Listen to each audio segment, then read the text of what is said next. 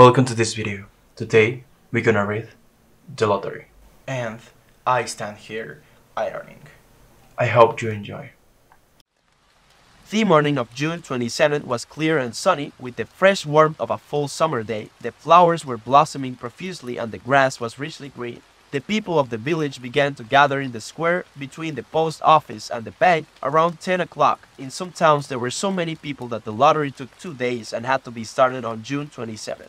But in this village, where there were only about 300 people, the whole lottery took less than 2 hours, so it could begin at 10 o'clock in the morning and still be through in time to allow the villagers to get home for noon dinner. The children assembled first, of course. School was recently over for the summer, and the feeling of liberty sat uneasily on most of them. They tended to gather together quietly for a while before they broke into boisterous play, and their talk was still of the classroom and the teacher, of books and reprimands. Bobby Martin had already stuffed his pockets full of stones, and the other boys soon followed his example, selecting the smoothest and roundest stones. Bobby and Harry Jones and Dickie Delacroix. The villagers pronounced his name Delacroix, eventually made a great pile of stones in one corner of the square and guarded it against the raids of the other boys. The girls stood aside, talking among themselves, looking over their shoulders at the boys, and the very small children rolled in the dust or clung to the hands of their older brothers or sisters. Soon the men began to gather, surveying their own children, speaking of planting and rain, tractors and taxes. They stood together, away from the pile of stones in the corner, and their jokes were quiet and they smiled rather than laughed.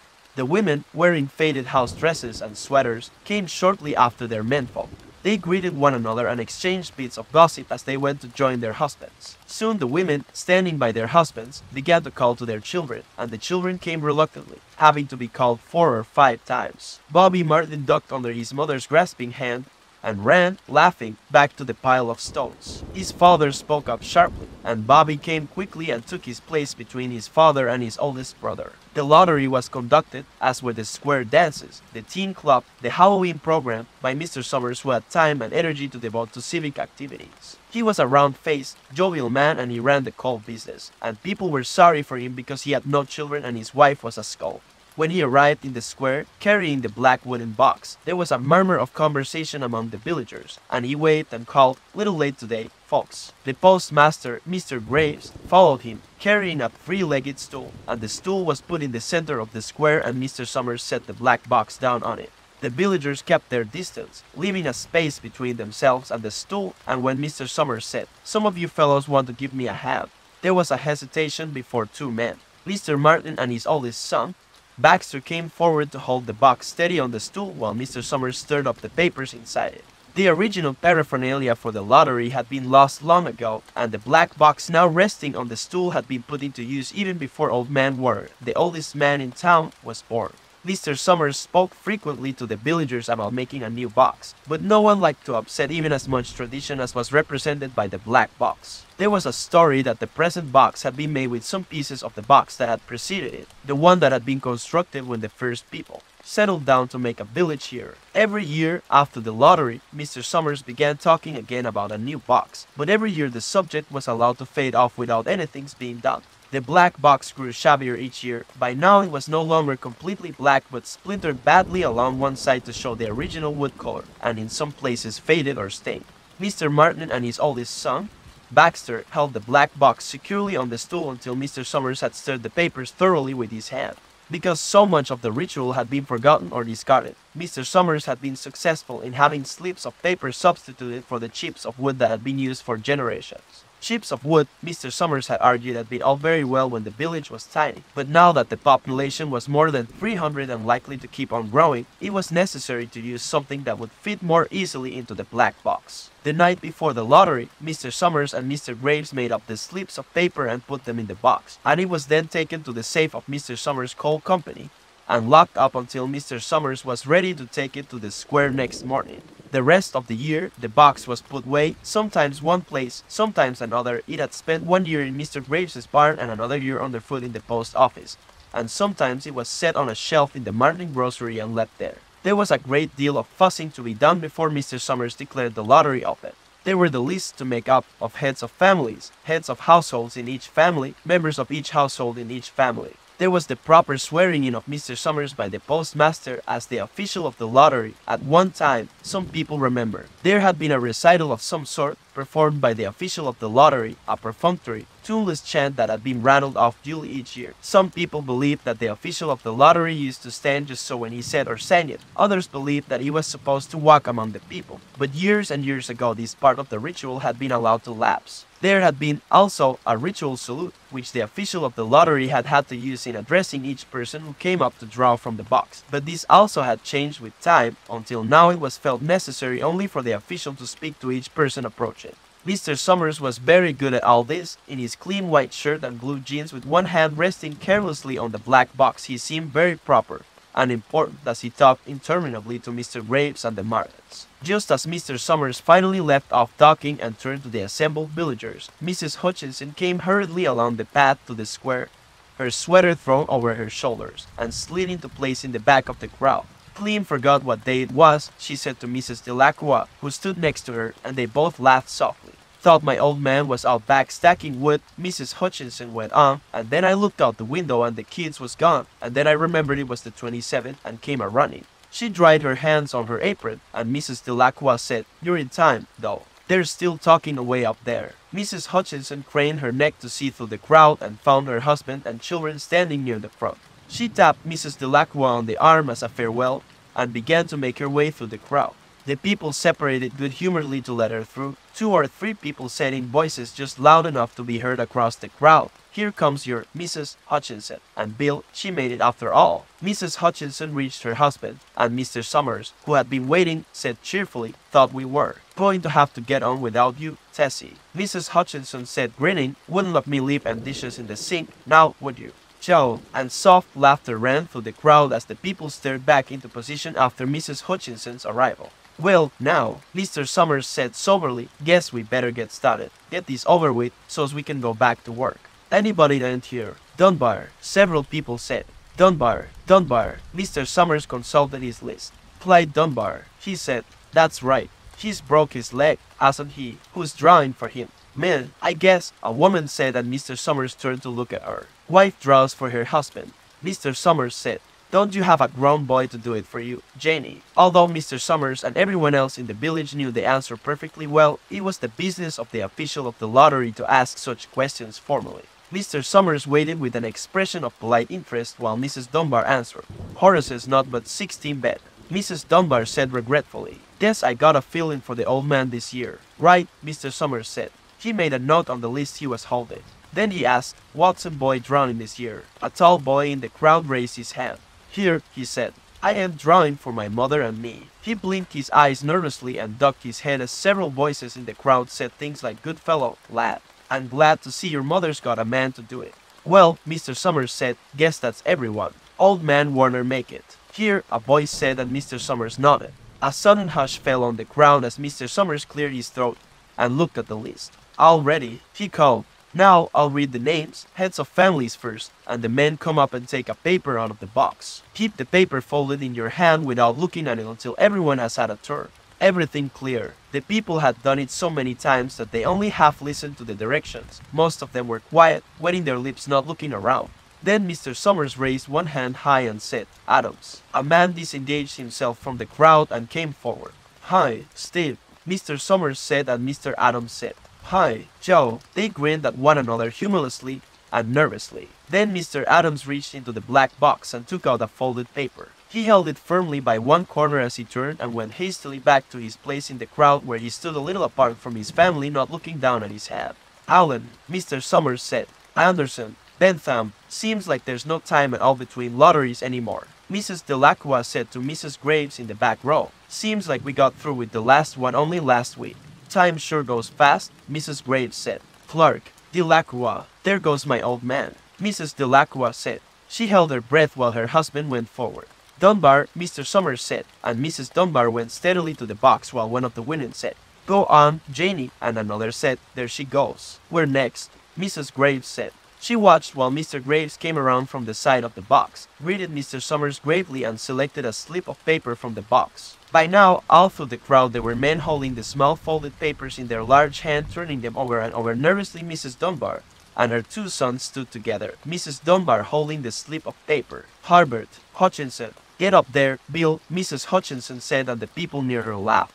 Jones. They do say, Mr. Adams said to Old Man Warner, who stood next to him, that over in the North Village they're talking of giving up the lottery. Old Man Warner snorted. Pack of crazy fools, he said. Listening to the young folks, nothing's good enough for them. Next thing you know, they'll be wanting to go back to living in caves. Nobody work anymore, live that way for a while. Used to be a saying about lottery in June, corn be heavy soon. First thing you know, we'd all be eating stewed chickweed and acorns. There's always been a lottery, he added petulantly. Bad enough to see young Joe Summers up there joking with everybody. Some places have already quit lotteries. Mrs. Adams said. Nothing but trouble in that, Old Man Warner said stoutly. Pack of young fools. Martin and Bobby Martin watched his father go forward. Overdyke. Percy, I wish they'd hurry, Mrs. Dunbar said to her older son. I wish they'd hurry. They're almost through, her son said. You get ready to run, tell Dad, Mrs. Dunbar said. Mr. Summers called his own name and then stepped forward precisely and selected a slip from the box. Then he called, Warner. 77th year I've been in the lottery, Old Man Warner said as he went through the crowd. 77th time. Watson the tall boy came awkwardly through the crowd. Someone said, don't be nervous, Jack, and Mr. Summers said, take your time, son. Samini. After that, there was a long pause, a breathless pause, until Mr. Summers, holding his slip of paper in the air, said, all right, fellows. For a minute, no one moved, and then all the slips of paper were opened. Suddenly, all the women began to speak at once, saying, who is it? Who's got it? Is it the Dunbars? Is it the Watsons? Then the voices began to say, it's Hutchinson. It's Bill. Bill Hutchinson's got it.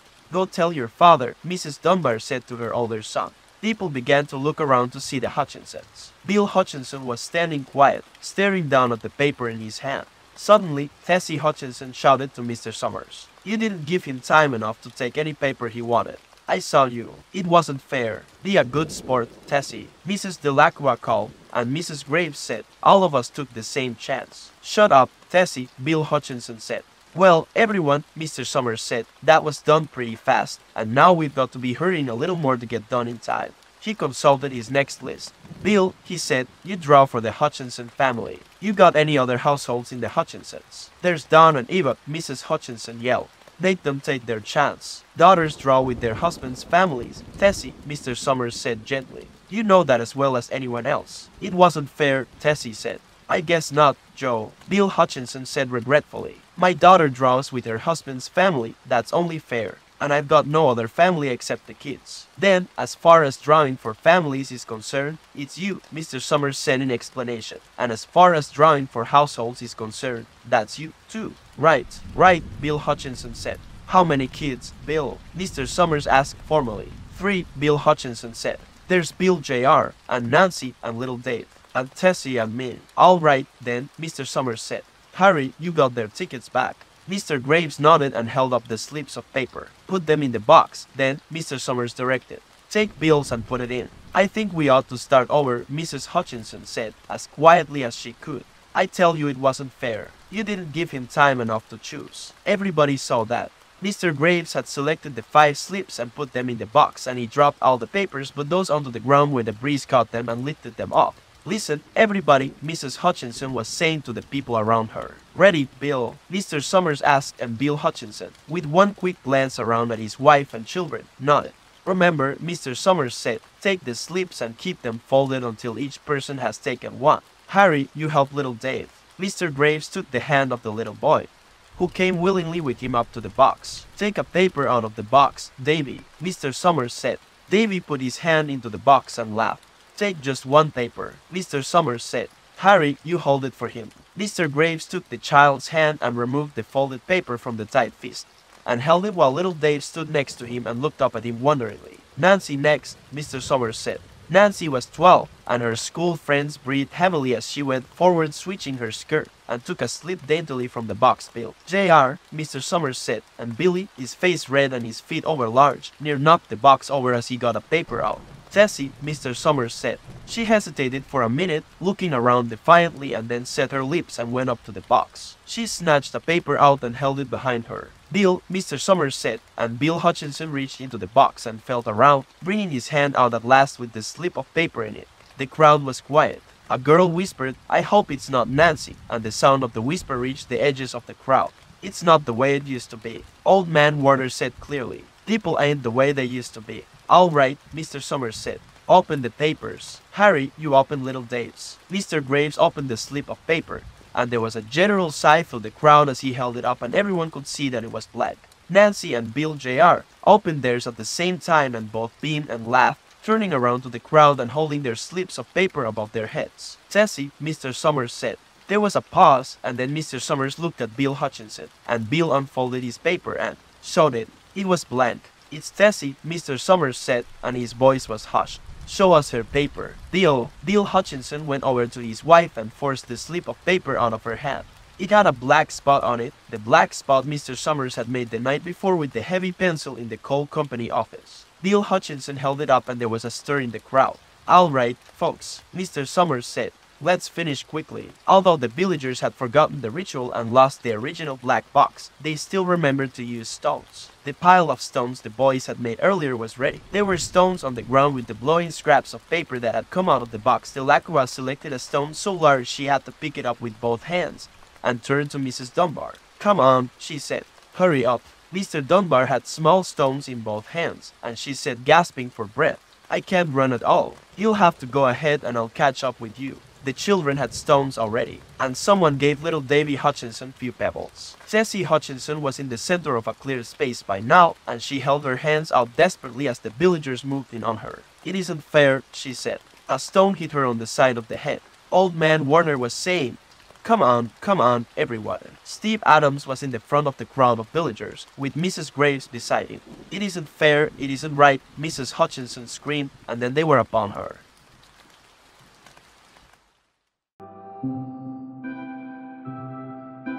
I stand here ironing, and what you ask me moves tormented back and forth with the iron. I wish you would manage the time to come in and talk with me about your daughter. I'm sure you can help me understand her. She's a youngster who needs help and whom I'm deeply interested in helping. Who needs help, even if I came? What good would it do? Do you think because when I am her mother I have a key, or that in some way you could use me as a key? She has lived for 19 years. There is all that life that has happened outside of me, beyond me. And when is there time to remember, to sift, to weigh, to estimate, to total? I will start and there will be an interruption and I will have to gather it all together again. Or I will become engulfed with all I did or did not do, with what should have been and what cannot be helped. She was a beautiful baby, the first and only one of our 5 that was beautiful at birth. You do not guess how new and uneasy her tendency in her now loveliness. You did not know her all those years she was thought homely, or see her poring over her baby pictures, making me tell her over and over how beautiful she had been and would be. I would tell her and was now to the seeing eye, but the seeing eyes were few or non-existent, including mine. I nursed her. They feel that's important nowadays. I nursed all the children. But with her, with all the fierce rigidity of first motherhood, I did like the books then said. Though her cries battered me to trembling and my breasts ached with swollenness, I waited till the clock decreed. Why do I put that first? I do not even know if it matters or if it explains anything. She was a beautiful baby. She blew shining bubbles of sound. She loved motion, loved light, loved color and music and textures. She would lie on the floor in her blue overalls, patting the surface so hard in ecstasy her hands and feet would blur. She was a miracle to me, but when she was 8 months old I had to leave her daytimes with the woman downstairs to whom she was no miracle at all, for I worked or looked for work, and for Emily's father, who could no longer endure sharing one with us. I was 19. It was the pre-relief, pre-WPAI world of the Depression. I would start running as soon as got off the streetcar, running up the stairs, the place smelling sour, and awake or asleep to startle awake. When she saw me, she would break into a dogged weeping that could not be comforted, a weeping I can hear yet. After a while, I found a job hashing at night so I could be with her days, and it was better. But it came to where I had to bring her to his family and leave her. It took a long time to raise the money for her fare back. Then she got chicken pox and I had to wait longer. When she finally came, one hardly knew her, walking quick and nervous like her father, looking like her father, thin and dressed in a shoddy red that yellowed her skin and glared at the pockmarks. All the baby loveliness gone. She was 2, old enough for nursery school they said, and I did not know then what I know now, the fatigue of the long day and the lacerations of group life in the kinds of nurseries that are only parking places for children. Except that it would have made no difference if I had known. It was the only place there was. It was the only way we could be together, the only way I could hold a job. And even without knowing, I knew. I knew the teacher that was evil because all these years it has curdled into my memory, the little boy, hunched in the corner, her rasp, why aren't you outside? Because Alvin hits you. That's no reason. go out, scaredy. One knew Emily hated it even if she did not touch and implored don't go mommy like the other children. Warnings. She always had a reason why we should stay home. Mama, you look sick. Mama, I feel sick. Mama, the teachers aren't here today, they're sick. Mama, we can't go, there was a fire there last night. Mama, it's a holiday today, no school, they told me. But never a direct protest, never rebellion. I think of our others in their 3-4-year-oldness, the explosions, tempers, the denunciations, the demands, and I feel suddenly ill. I put the iron down. What in me demanded that goodness in her? And what was the cost to her of such goodness? The old man living in the back once said in his gentle way, you should smile at Emily more when you look at her. What was in my face when I looked at her? I loved her. They were all the acts of love. It was only with the others I remembered what he said, and it was the face of joy and not of care or tightness or worry I turned to them too late for Emily. She does not smile easily, let alone almost always as her brothers and sisters do. Her face is closed and somber, but when she wants, how fluid. You must have seen it in her pantomimes. You spoke of her rare gift for comedy on the stage that rouses laughter out of the audience so dear they applaud and do not want to let her go. Where does it come from, that comedy? There was none of it in her when she came back to me that second time after I had to send her away again. She had a new daddy now to learn to love, and I think perhaps it was a better time. Except when we left her alone nights, telling ourselves she was old enough. Can't you go some other time, mommy? Like tomorrow? She would ask, will it be just a little while you'll be gone? Do you promise? The time we came back, the front door opened, the clock on the floor in the hall. She writhed awake. It wasn't just a little while. I didn't cry. 3 times I called you, just 3 times, and then I ran downstairs to open the door so you could come faster. The clock talked loud. I threw it away. It scared me when it talked. She said the clock talked loud again that night I went to the hospital to have Susan. She was delirious with the fever that comes before red measles, but she was fully conscious all the week I was gone and the week after we were home when she could not come near the new baby or me. She did not get well, she stayed skeleton thin, not wanting to eat, and night after night she had nightmares. She would call for me, and I would rouse from exhaustion to sleepily call back, you're alright, darling, go to sleep, it's just a dream. And if she still called, in a sterner voice, now to go sleep, Emily, there's nothing to hurt you. Twice, only twice, when I had to get up for Susan anyhow, I went in to sit with her. Now when it is too late I get up and go to her at once at her moan or restless stirring. Me you awake, Emily, can I get you something?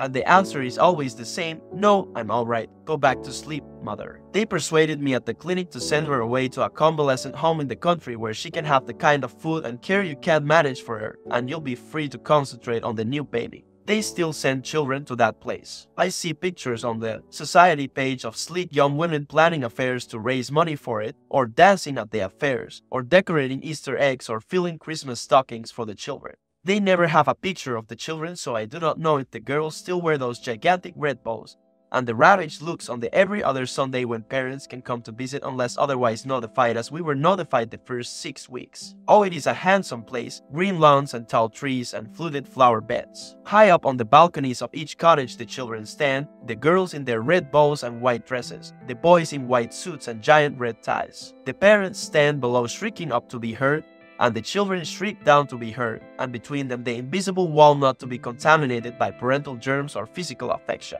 There was a tiny girl who always stood hand in hand with Emily. Her parents never came.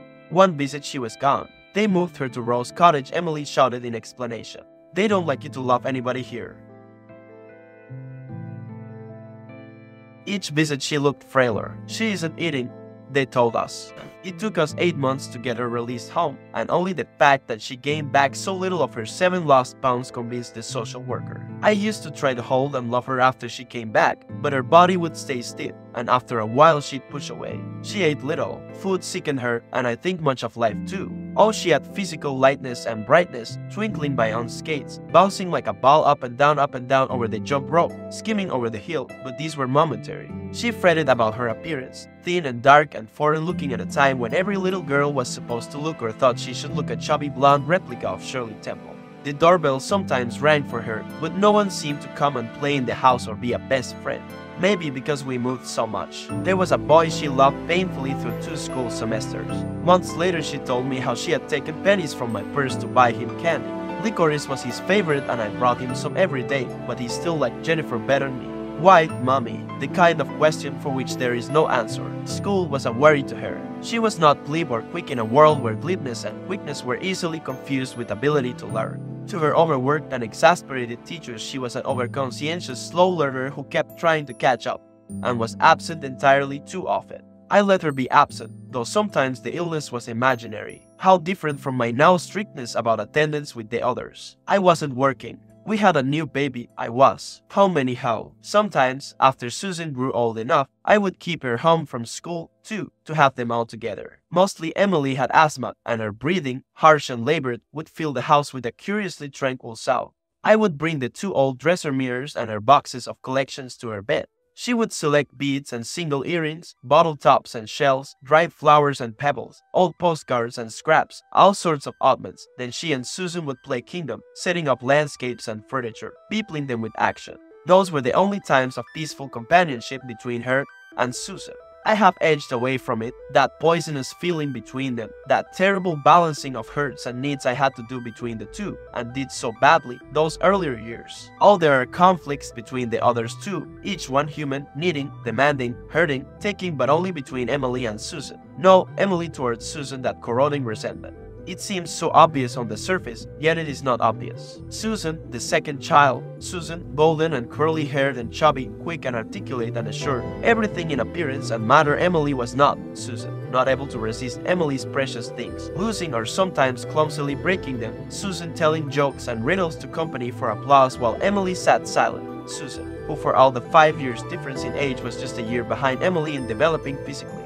I am glad for that slow physical development that widened the difference between her and her contemporaries, though she suffered over it. She was too vulnerable for that terrible world of youthful competition, of preening and parading, of constant measuring of yourself against every other, of envy. If I had that copper hair, if I had that skin. She tormented herself enough about not looking like the others. There was enough of the unsureness, the having to be conscious of words before you speak, the constant caring what are they thinking of me, without having it all magnified by the merciless physical drives. Ronnie is called. He is wet and I change him. It is rare there is such a cry now. That time of motherhood is almost behind me, when the ear is not one's own but must always be racked and listening for the child cry, the child call. We sit for a while and I hold him, looking out over the city spreading charcoal with its soft aisles of light. Shugily, he breathes and curls closer. I carry him back to bed, asleep.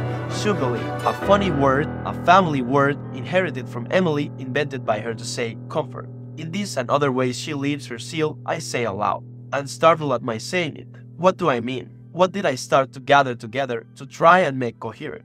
I was at the terrible, growing years. War years. I do not remember them well. I was working. There were 4 smaller ones now. There was not time for her. She had to help be a mother and housekeeper and shopper. She had to set her seal. Mornings of crisis and near hysteria trying to get lunches packed. Hair comb, coats and shoes found. Everyone to school or child care on time. The baby ready for transportation. And always the paper scribbled on by a smaller one. The book looked at by Susan then mislaid. The homework not done. Running out to that huge school where she was one, she was lost. She was a drop, suffering over the unpreparedness, stammering and unsure in her classes. There was so little time left at night after the kids were bedded down. She would struggle over books, always eating, and I would be ironing, or preparing food for the next day, or writing the mail to Bill, or tending the baby. Sometimes, to make me laugh, or out of her despair, she would imitate happen. Inks or types at school. I think I said once, why don't you do something like this in the school amateur show? One morning she phoned me at work, hardly understandable through the weeping, "Mother, I did it. I won, they gave me first prize." They clapped and wouldn't let me go. Now suddenly she was somebody, and as imprisoned in her difference as she had been in anonymity. She began to be asked to perform at other high schools, even in colleges, then at city and statewide affairs. The first one we went to, I only recognized her that first moment when, thin, shy, she almost drowned herself into the curtains. Then was this Emily. The control, the command, the convulsing and deadly clowning, the spell. Then the roaring, stamping audience, unwilling to let this rare and precious laughter out of their lives. Afterwards, you ought to do something about her with a gift like that, but without money or knowing how, what does one do? We have left it all to her, and the gift has as often ended inside, clogged and clotted, as been used and growing. She is coming. She runs up the stairs 2 at a time with her light graceful step, and I know she is happy, Tori-eyed. Whatever it was that occasioned your call did not happen today. Aren't you ever going to finish the ironing, mother? Whistler painted his mother in a rocker. I'd have to paint mine standing over an ironing board. This is one of her communicative nights and she tells me everything and nothing as she fixes herself a plate of food out of the icebox. She is so lovely. Why did you want me to come in at all? Why were you concerned? She will find her way. She starts up the stairs to bed. Don't get me up with the rest in the morning. But I thought you were having midterms. All those, she comes back in, kisses me, and says quite lightly, in a couple of years when we'll all be Adam that they won't matter a bit. She has said it before. She believes it. But because I have been dredging the past, and all that compounds a human being is so heavy and meaningful in me, I cannot endure it tonight. I will never tell it all. I will never come in to say she was a child seldom smiled at. Her father left me before she was a year old. I had to work her first 6 years when there was work, or I sent her home and to his relatives. There were years she had care she hid. She was dark and thin and foreign-looking in a world where the prestige went to blondness and curly hair and dimples. She was scraps, all sorts of oddments. Then she and Susan would play kingdom, setting up landscapes and furniture, peopling them with action. Those were the only times of peaceful companionship between her and Susan. I have edged away from it, that poisonous feeling between them, that terrible balancing of hurts and needs I had to do between the two, and did so badly those earlier years. Oh, there are conflicts between the others too, each one human, needing, demanding, hurting, taking, but only between Emily and Susan. No, Emily towards Susan, that corroding resentment. It seems so obvious on the surface, yet it is not obvious. Susan, the second child, Susan, golden and curly-haired and chubby, quick and articulate and assured, everything in appearance and manner. Emily was not Susan, not able to resist Emily's precious things, losing or sometimes clumsily breaking them, Susan telling jokes and riddles to company for applause while Emily sat silent, Susan, who for all the 5 years difference in age was just a year behind Emily in developing physically. I am glad for that slow physical development that widened the difference between her and her contemporaries, though she suffered over it. She was too vulnerable for that terrible world of youthful competition, of preening and parading, of constant measuring of yourself against every other, of envy. If I had that copper hair, if I had that skin. She tormented herself enough about not looking like the others. There was enough of the unsureness, the having to be conscious of words before you speak, the constant caring what are they thinking of me, without having it all magnified by the merciless physical drives. Ronnie is calling. He is wet and I change him. It is rare there is such a cry now. That time of motherhood is almost behind me when the ear is not one's own but must always be racked and listening for the child cry, the child call. We sit for a while and I hold him, looking out over the city spread in charcoal with its soft aisles of light. Shugily, he breathes and curls closer. I carry him back to bed, asleep. Shugily, a funny word, a family word, inherited from Emily, invented by her to say comfort. In this and other ways she leaves her seal, I say aloud, and startle at my saying it. What do I mean? What did I start to gather together to try and make coherent? I was at the terrible, growing years, war years. I do not remember them well. I was working, there were 4 smaller ones now, there was not time for her. She had to help be a mother and housekeeper and shopper. She had to set her seal. Warnings of crisis and near hysteria trying to get lunches back. Hair combed, coats and shoes found, everyone to school or child care on time, the baby ready for transportation. And always the paper scribbled on by a smaller one, the book looked at by Susan then mislaid, the homework not done. Running out to that huge school where she was one, she was lost, she was a drop, suffering over the unpreparedness, stammering and unsure in her classes. There was so little time left at night after the kids were bedded down. She would struggle over books always eating, and I would be ironing or preparing food for the next day or writing B-mail to Bill or tending the baby. Sometimes, to make me laugh or out of her despair, she would imitate happenings or types at school. I think I said once, why don't you do something like this in the school amateur show? One morning she phoned me at work, hardly understandable through the weeping, "Mother, I did it. I won, they gave me first prize." They clapped and wouldn't let me go. Now suddenly she was somebody, and as imprisoned in her difference as she had been in anonymity. She began to be asked to perform at other high schools, even in colleges, then at city and statewide affairs. The first one we went to, I only recognized Eder that first moment when thin, shy, she almost drowned herself into the curtains. Then was this Emily, the control, the command, the convulsing and deadly clowning, the spell, then the roaring, stamping audience, unwilling to let this rare and precious laughter out of their lives. Afterwards, you ought to do something about her with a gift like that, but without money or knowing how, what does one do?